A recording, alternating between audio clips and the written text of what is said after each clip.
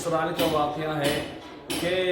ایک مرتبہ حضرت عیسیٰ علیہ السلام کہیں جا رہے تھے اور ان کا گزر ایک قبرستان سے ہوا۔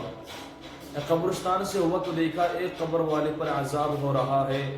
ایک قبر والے پر عذاب ہو رہا ہے، وہ قبر میں چلا رہا ہے، اسی قبر میں جہنم کی آگ بھڑک رہی ہے۔ تو حضرت عیسیٰ علیہ السلام دیکھتے ہوئے آگے نکل گئے، اور کچھ عرصے کے بعد حضرت عیسیٰ علیہ السلام اسی راستے سے واپس ہوئے تو کیا دیکھتے ہیں، جس قبر والے پر عذاب ہو رہا تھا، جس کی قبر میں جہنم کی آگ بھڑک رہی تھی، وہ قبر والا جنت میں ٹہل رہا ہے، اس کی قبر میں خوشبو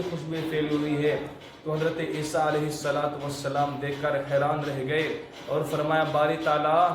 ابھی تو میں کچھ عرصے پہلے یہاں سے گزرا تھا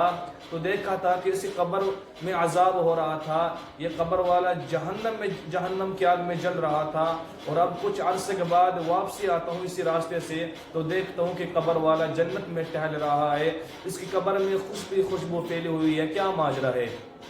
اللہ، مرنے کے بعد تو کوئی انسان نیک عمل بھی نہیں کر سکتا، تو پھر یہ انسان ایسا کون سا عمل ہے جس کی وجہ سے آپ نے اس کو بخش دیا؟ تو غیب سے آواز آتی ہے، عیسیٰ،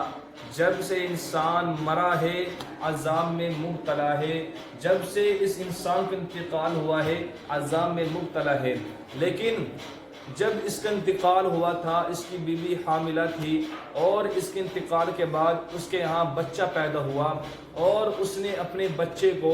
جب بچہ تھوڑا سا بڑا ہوا تو اس کی بیوی نے اپنے بچے کو مدرسے میں قرآن پڑھنے کے لیے بھیج دیا، اور آج حافظ صاحب نے اس کے بچے کو بسم اللہ الرحمن الرحیم پڑھائی، یاد کرائی۔ او عیسیٰ،